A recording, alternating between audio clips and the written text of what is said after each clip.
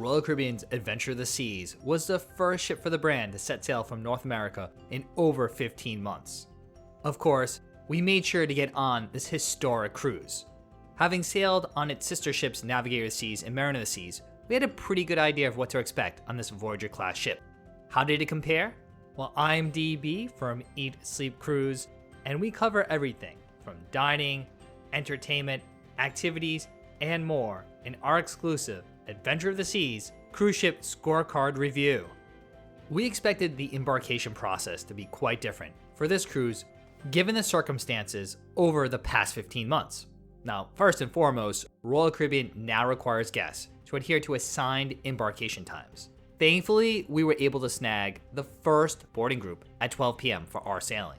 We did arrive at the check-in location about 15 minutes early, but we were allowed to process. Part of this new check-in process was taking an antigen COVID-19 test, a requirement that was added fairly last minute to our sailing. We are happy to report that all parts of the check-in process went smoothly. From testing to the traditional check-in and verification of vaccination, we were on a shuttle to the ship in under an hour. Disembarkation was even easier. With no customs to navigate at the port, we were off the ship and in a taxi within 15 minutes. The cruise line did implement a new disembarkation process to reduce crowds. This new procedure allows cruisers to stay in their cabin until their luggage tag numbers are called.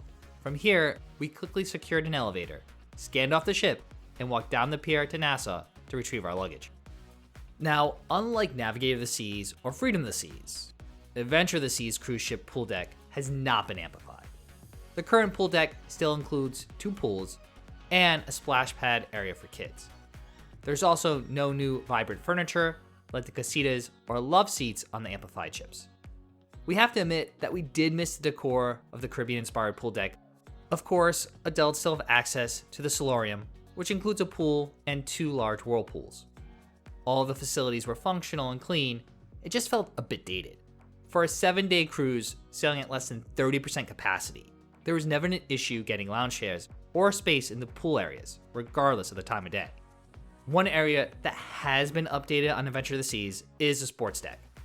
When compared to our sailing back in 2015 on the ship, this area looks brand new. Among the updates are a pair of water slides known as the Perfect Storm.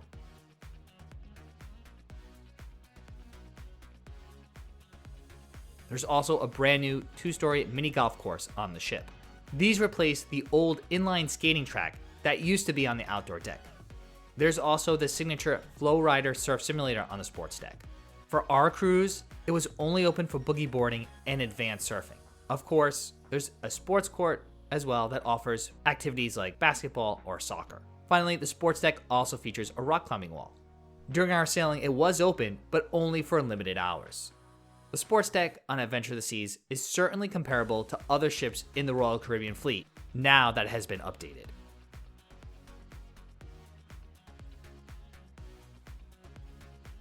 During our trip on Adventure of the Seas, the service on the ship was superb. At some points, we weren't sure who was more excited to be sailing, us or the crew. From Benny and the other crew at the Cafe Promenade, to our very attentive waitress Ruby in the main dining room, the service was some of the best we've had on a cruise ship in a long time.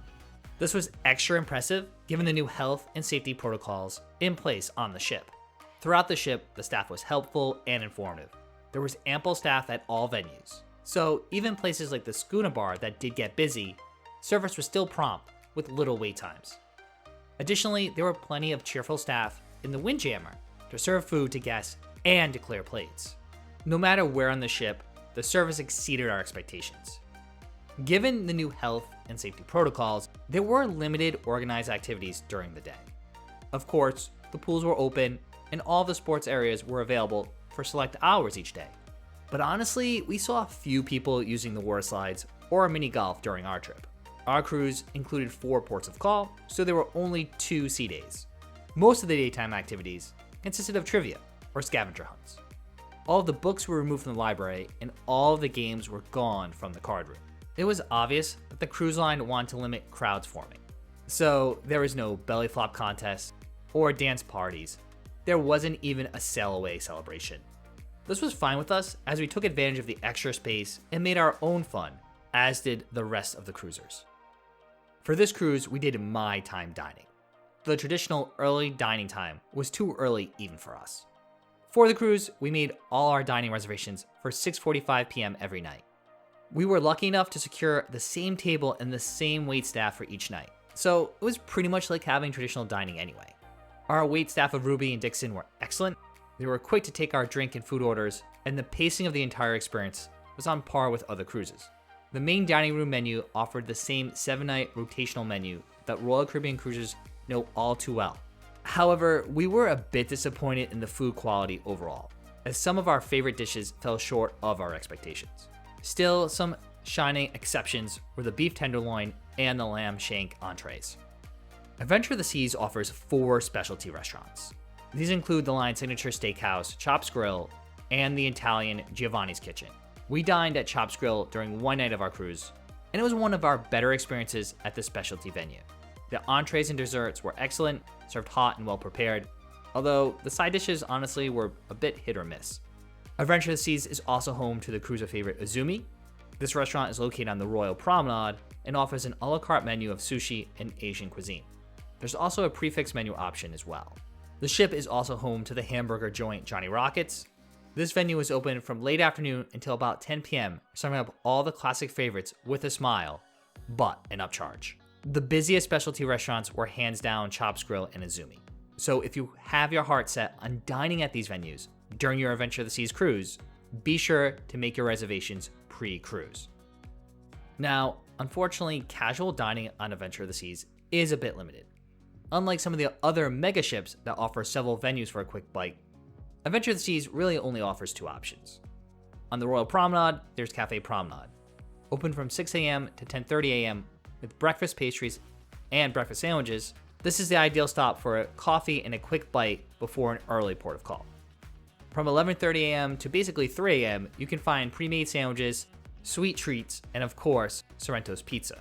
Once the main dining room closes, this was the only venue available for late night snacks, as the Windjammer Buffet was not open for dinner or snacks during our voyage. Now, of course, the Windjammer Buffet was still open for breakfast and lunch. The only real difference here is that it was no longer self-serve. Instead, crew members were there to serve you food from the different selections. Cruisers were not even able to get their own beverages, with crew members there pouring you coffee or getting you beverages during lunch, like lemonade and iced tea. Now, we're not big fans of this venue in general, but during our few visits for both breakfast and lunch, we found the food variety to be similar to other experience on Royal Caribbean ships. We are hoping that when the ship goes to dry dock later this year, it receives some additional casual spots, perhaps an El Loco Fresh on the pool deck, or a Playmaker sports bar and arcade. Like many Royal Caribbean cruise ships, there was plenty of live music throughout the ship. The Schooner Bar featured a piano player. There was also an acoustic guitar performer who was mostly in the pub. A live band played regularly in the Imperial Lounge, and there was even a DJ for late night dancing. Honestly though, there was not much else to do at night on Adventure of the Seas. Unfortunately, there were no parades or parties, like the 70s disco party or the midnight balloon drop during the cruise.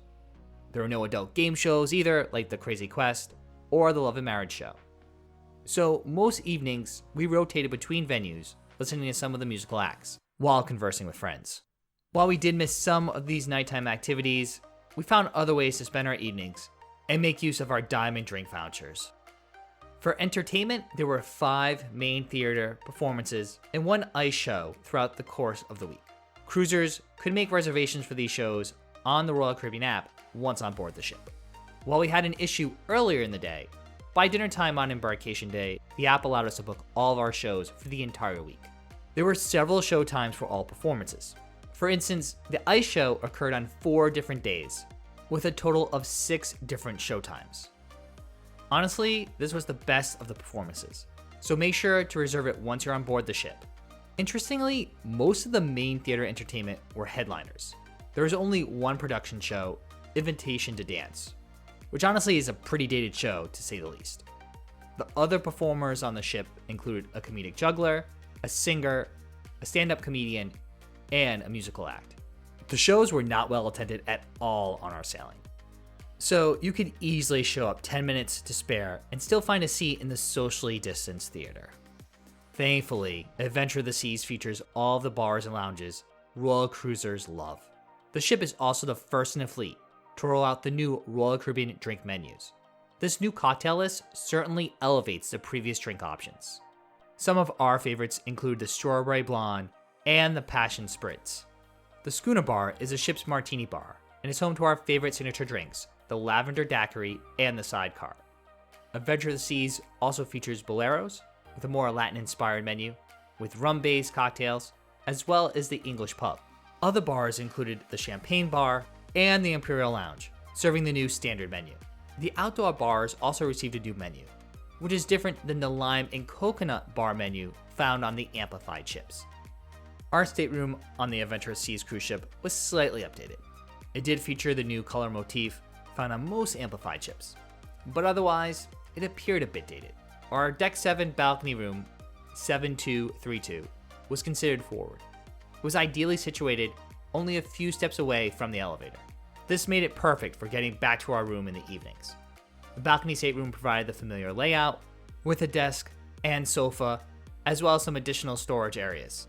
The bathroom included the expected small layout with a cylinder shower. The balcony was actually a good size, but it felt a bit closed off. We welcomed the extra space and privacy though.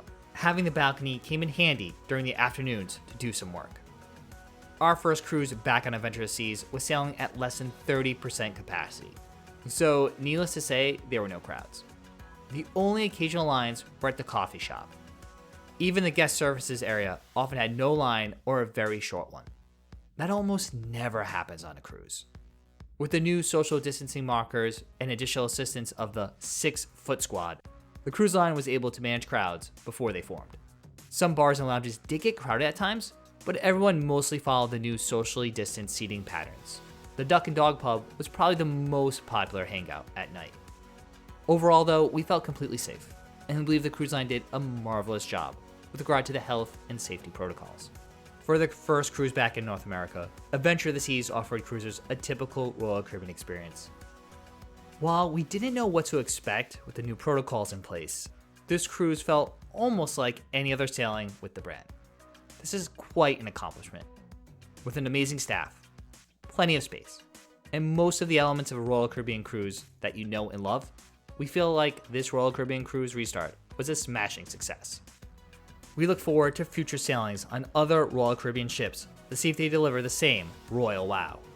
And there you have it. That's our exclusive Royal Caribbean Adventure of the Seas cruise ship scorecard review. But of course, we'd love to hear from you. Have you sailed on Adventure of the Seas? Are you a Royal Caribbean fan? Leave your cruise review or questions for us in the comments below. Of course, we have plenty of other videos here on the channel regarding Royal Caribbean. You can also check out our first impressions of what it was like sailing on Adventure of the Seas, as well as our popular video looking at everything included in Royal Caribbean Cruise, plus what will cost you extra. If you need some inspiration, you can check out our picks for the top cruise ships of 2021.